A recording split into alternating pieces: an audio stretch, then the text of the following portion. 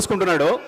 Cherlapally jail జీవితం వారికి అనుభవం కాబట్టి మళ్ళీ మళ్ళీ గుర్తు చేసుకుంటున్నట్టున్నాడు పాపం. మళ్ళీ ఎట్లా గాడికి వస్తా అనుకుంటున్నాడు ఏమో, మళ్ళీ అక్కడికే వస్తా అనుకుంటున్నాడు, గుర్తు చేసుకుంటున్నాడు. అధ్యక్ష, మా జ్ఞాపకాలు మాకుంటాయి, వారి జ్ఞాపకాలు మాకుంటాయి. నాకు కూడా చెంచల్గూడ జైలు గుర్తుంది అధ్యక్ష. నాకు కూడా మీరాగురిగా నేను చెప్తా కానీ వాళ్ళందరికీ నాకు కూడా చెంచల్గూడ గుర్తుంది అధ్యక్ష. ఎందుకంటే తెలంగాణ ఉద్యమం కొరకు జైలు పోయిన అనుభవాలు. ఆయనకు చెర్లపల్లె గుర్తుంటుంది అధ్యక్ష, ఆయనకు అదే గుర్తుంటుంది అధ్యక్ష. పాపం మళ్ళీ యాద్ చేసుకుంటున్నాడు అధ్యక్ష. ఎంత క్రోషంగా మాట్లాడిండు, కూర్చోలేదు అధ్యక్ష వారు గొప్పలు చెప్తారు.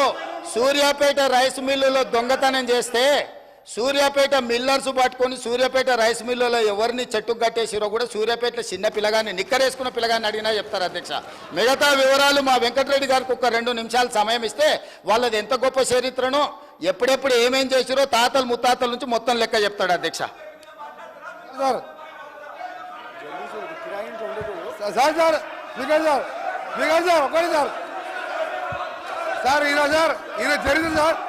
ఈయన చరిత్ర సార్, ఈయన గ్రామానికి చెందిన మదన్ మోహన్ రెడ్డి అని మాజీ సమితి ప్రెసిడెంట్ హత్య కేసులో A2 అధ్యక్ష, అలాగే A2 అధ్యక్ష ఆ మర్డర్ కేసులో ఇంకో భుక్షమనే వ్యక్తి అధ్యక్షులు ఈయన వీళ్ళ నాయన A6 A7. ఆ తర్వాత రామిరెడ్డి హత్య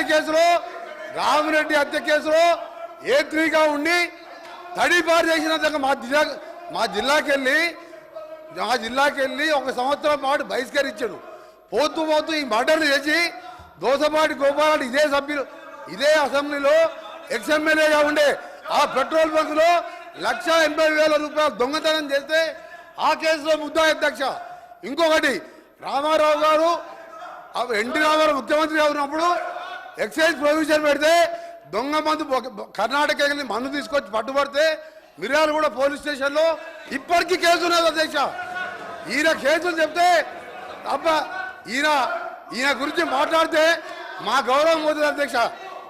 అందుకనే జగదీష్ రెడ్డి గారు మీరు మీ చరిత్ర చెప్పాలంటే మీరు ఒక చరిత్ర కాదు, ఆయన అంటే ఉద్యమం చేసిన సార్ ఒక నిమిషం, మీరు ఎందుకే భయపడుతున్నా అని ఆయన చరిత్ర చెప్తే భయపడుతున్నారు. ఆయన చరిత్ర చెప్తే భయపడదు సార్. ఆయన తెలంగాణ ఉద్యమం చేసినట. దొంగతనాలు కిరాయి హత్యలు దొంగతనాలు తప్ప